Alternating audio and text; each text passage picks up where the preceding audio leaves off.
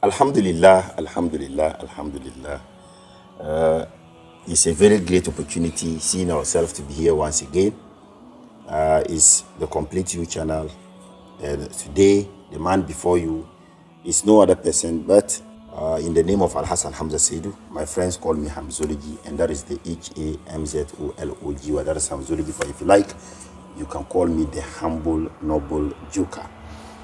Today, our topic for today's discussions is we're going to look at, before we go into marriage, what are the things that we're supposed to do before going into marriage. That's the topic for today. And with me on this topic is no other person but our very sister, auntie, some people's mother, our lovely sister in the same faith. She's going to co-host with me.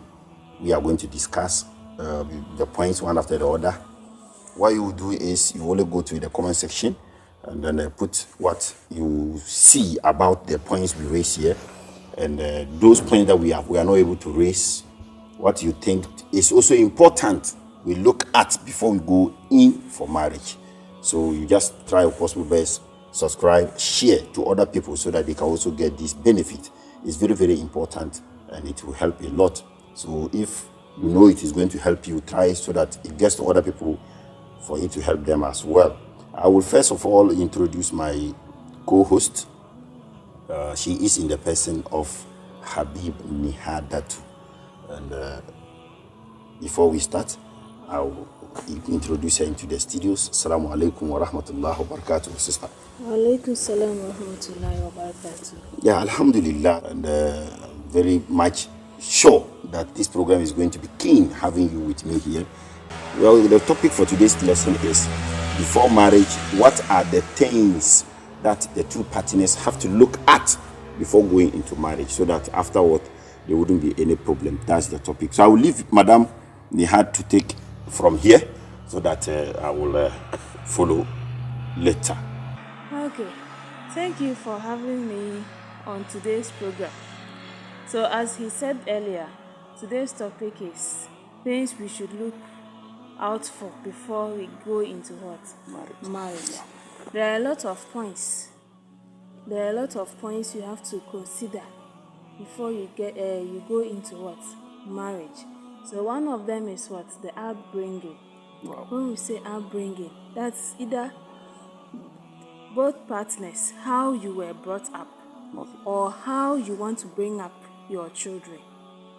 It goes in that way. So when we say upbringing, in some homes or some individuals were brought up in an authoritative family. Okay. Everything is dictated by the parents. Wow. So with such a person, the person is grown up being a person, everything is guided by what? The parents. Taking a step is guided by the parents. Even the course the person is even going to pursue, the future career, is determined by the parents.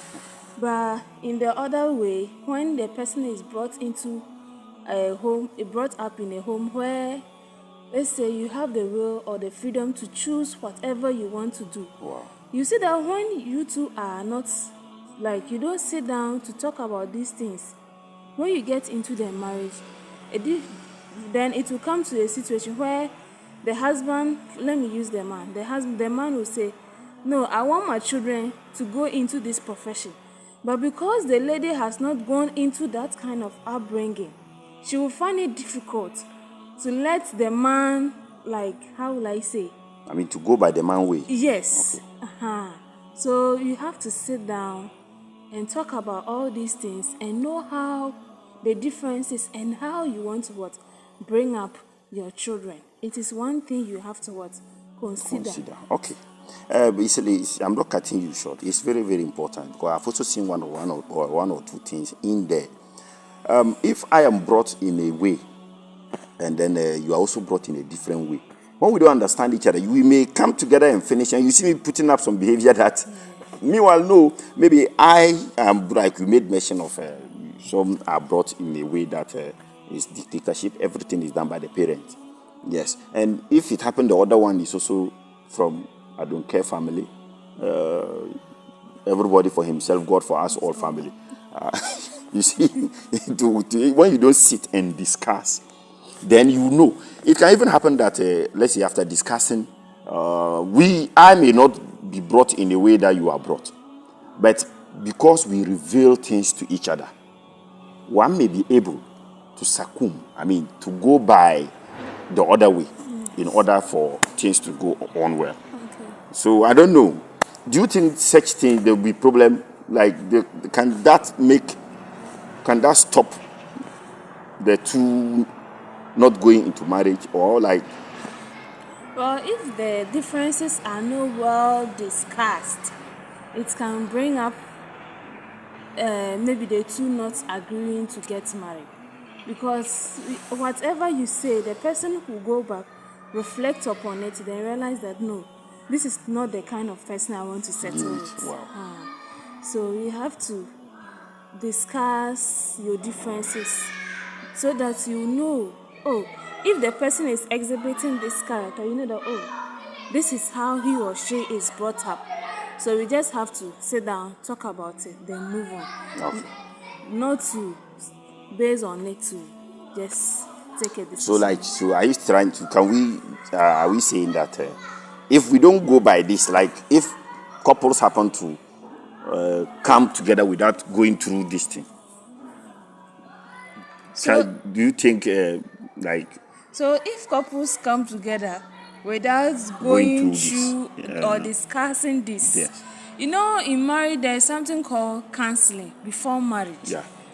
In Christianity is there, in Islam is there. Counseling is not just because the leader or the religious leader just wants to come and entertain you, just sit down and listen to whatever you have to say. No, it also gives way for the two of you to share ideas, bring out the real you, so that the person will also guide you on how to handle this when situations like this occur in the marriage. Okay. The next point is talking about parents, and this also talks about how you relate your parents, how you want your parents to be treated, what your family or your position in the family, and like who you are in the family, how you want your parents to be treated, how you are, like what I mean by the position. Are you the other time you made mention, is it the parent that says and you hear, or do you also have a say? Okay. Yeah, so this one too, it also need to be discussed. You have to discuss and do this. If we don't talk about it, let's say after which we are married and finished, then you come home, you are treating, let's say the lady comes home, then you come to treat my mother in a way that I may not be happy with that. It's very, very important. Most people go into marriage and they don't take that into consideration. Example, somebody can go into marriage with that because they don't go into these discussions.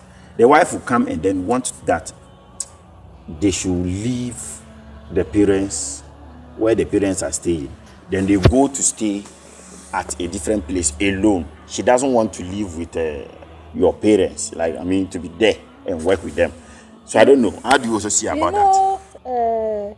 As time goes on, the generations that is coming so far, we want independence and privacy.